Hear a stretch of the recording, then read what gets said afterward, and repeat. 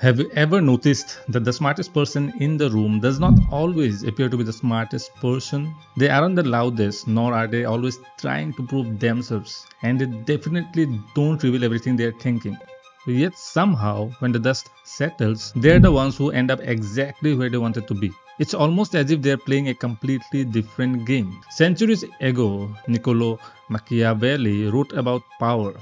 Years later, Robert Greene took those same ideas and turned them into one of the most controversial books ever written, and that is The 48 Laws of Power. Some people call it manipulative, others call it realistic. But whether you agree or disagree, one thing is undeniable that these laws aren't really about becoming evil. They're about understanding how power, influence, and human nature actually work. Long before most anime fans had ever heard of Robert Greene, one character was unknowingly following many of those principles almost perfectly, and he understood that the greatest battles are never won with a sword, and that character was Askeladd from the anime Vinland Saga. On the surface, he looks like just another Viking mercenary, eager to betray anyone for his own benefits. But if that's all you see, you have completely misunderstood him, because beneath all the deception lies one of anime's greatest strategic minds. And when I revisited Vinland Saga, I couldn't help but notice something interesting. The more I studied Askeladd's decisions, the more they reminded me of Robert Greene's 48 Laws of Power. Not because the story is based on that book, but because both are rooted in the same timeless truth, which is people may change, but human nature rarely does. So in this video, we are not going to rank Askeladd's best moments or explain why he's a great character. Instead, we are going to explore 4 laws of power that Askeladd embodied so naturally that it almost feels like Robert Greene wrote them with him in mind. And by the end of this video, you might realize that Askeladd's greatest weapon was never his sword. It was the way he understood people. So, let's begin with the first law. Law number 33. Discover each man's thumbscrew. If there is one law that explains Askeladd better than almost any other, it is law number 33. See, people are never moved by logic alone. They are moved by something hidden, like a desire, a fear, or a dream. And when you look closely at Askeladd, you realize that this is not just a law that he understands, it is the way he lives. A thumbscrew is not a weapon in the usual sense. It is about finding that one place where a person cannot stay calm anymore. Every human being has one. Some people have pride, some are driven by anger, and once you touch that anger, they stop thinking clearly. Some desire power, and once you promise them that, they begin following you without even realizing it. Askeladd has an innate understanding of this. He does not simply look at people, rather he reads them. And that is what makes him so dangerous. Take Thorfinn for example. Thorfinn is not difficult to read, but that does not mean he is easy to defeat. His whole world is built around one emotion, and that is rage. Askeladd knows that. He knows that Thorfinn is not chasing justice, neither he is chasing victory. Instead, he is chasing the chance to kill the man who ruined his life. That means Askeladd does not need to defeat Thorfinn in a normal way. He only needs to keep the fire alive. And as long as Thorfinn is angry, Askeladd has complete power over his life. That is why their relationship is so fascinating. Askeladd does not treat Thorfinn like a random child. He treats him like someone whose weakness is already visible. He understands that if he uses the correct words, Thorfinn will lose his balance. If he mentions his father Thors, if he insults him, if he dismisses his pain, Thorfinn will react before thinking, and Askeladd uses this again and again. Not because he enjoys cruelty for no reason, but because he understands that anger can be a leash, and Thorfinn keeps holding the other end himself. Askeladd uses that desire against him. Thorfinn thinks he is hunting Askeladd, but for most of the story, Askeladd is quietly shaping Thorfinn's emotions, much like a sculpture shaping clay. This is the real beauty of law number 33. It is not just about manipulation in the cold, wicked sense, rather it is about awareness. Most people walk around thinking they are completely sensible, but they are not. Everyone has a pressure point. You can corner them if you know what their worst fear is. The lesson here is not that you should go around manipulating people. That would be cheap and shallow interpretation of the law. The deeper lesson is that if you want to deal with people wisely, you must understand what moves them. In real life, this can help you in a much healthier way. A teacher who understands a student's fear can encourage them more effectively. A friend who understands your pain can support you in a way that actually helps. A parent who understands what their child is struggling with can guide them instead of shouting at them. Even in your own life, understanding your own thumbscrew is powerful because sometimes the person controlling you is not another human being. It is your own ego, insecurity, or the fear of failure. That is where Askeladd becomes more than just a fictional strategist. It actually turns into a mirror. It shows that every human being has a pressure point. The difference is whether you are blind to it or aware of it. If you are blind to it, others can use it against you. But if you are aware of it, you can protect yourself from being controlled. Then comes law number 42, that is, strike the shepherd and the sheep will scatter. Law 42 is one of those ideas that sounds aggressive at first, but the deeper you look at it, the more practical it becomes. Strike the shepherd and the sheep will scatter is not just about attacking someone, it is about understanding where the real power sits. Most people waste their energy fighting everyone around the problem. They argue with the person who is loud, rude, or constantly creates tension. But the real strategist does not get distracted by all that noise. He asks a much sharper question, and that is, who is actually holding this whole thing together? That is exactly why Askeladd is so interesting. He never acts like a man who is reacting in the moment. Instead, he behaves like a man who is reading the structure behind the moment.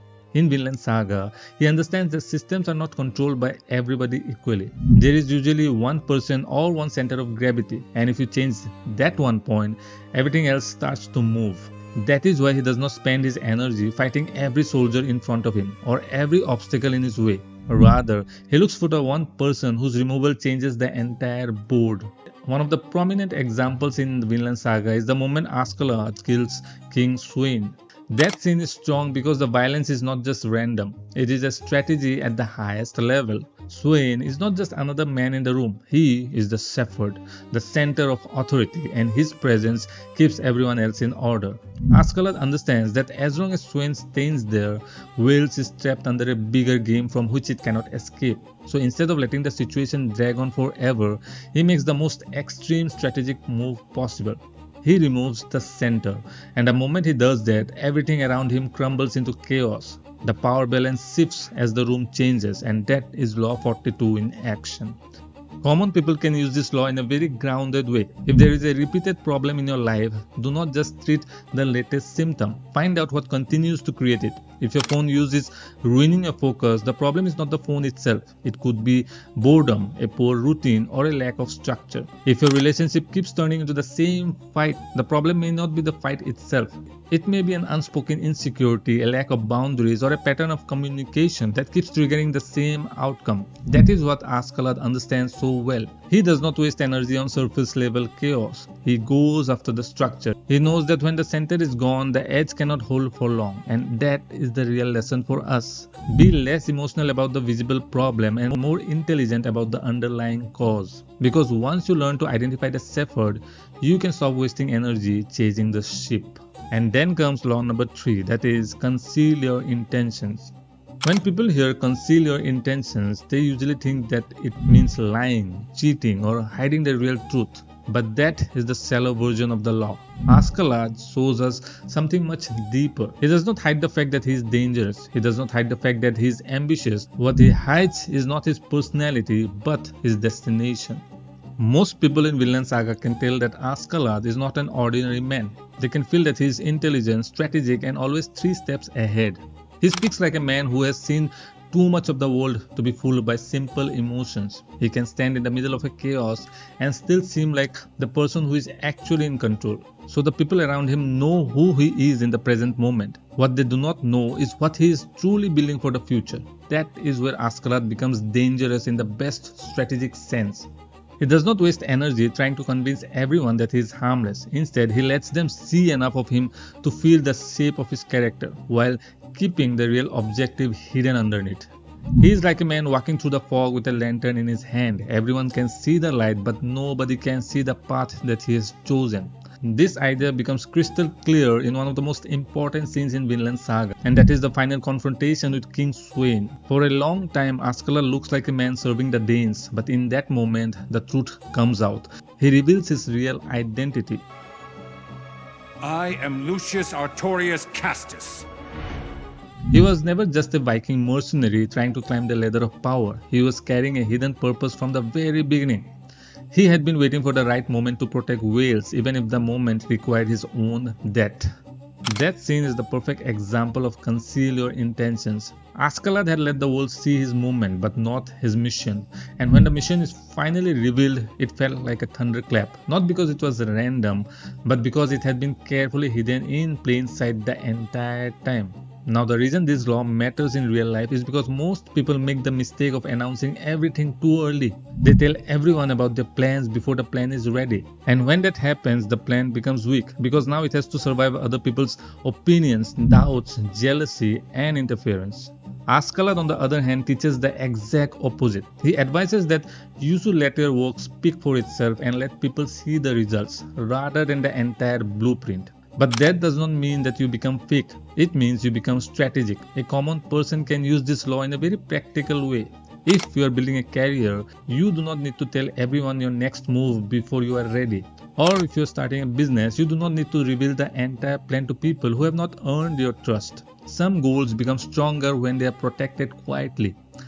That is the real lesson Askeladd teaches us. So when Robert Greene says conceal your intentions, Askeladd gives that law a face. He shows us that concealment is not always about lies, rather it is about carrying a larger purpose without letting the world touch it before it is ready.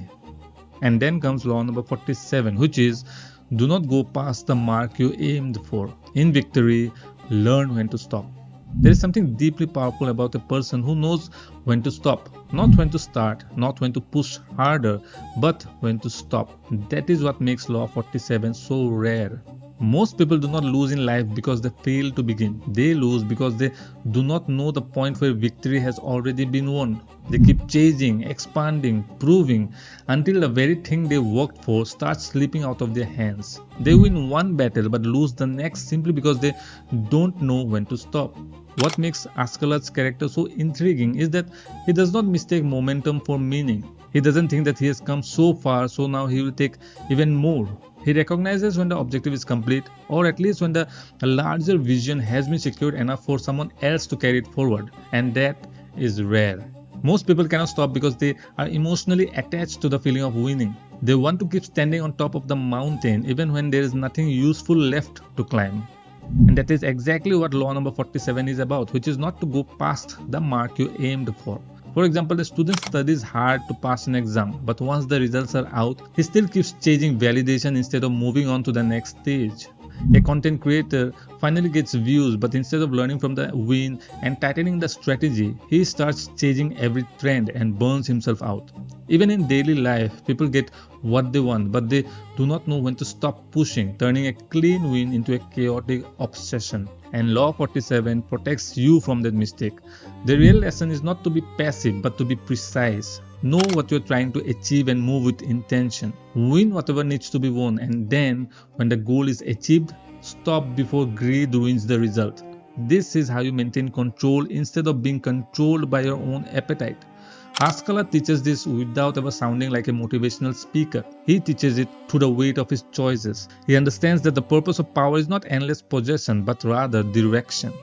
That is why Law 47 feels so fitting for him. Askeladd is not memorable because he wanted everything. He is memorable because he knew what mattered, protected it fiercely, and understood the value of stopping at the right time.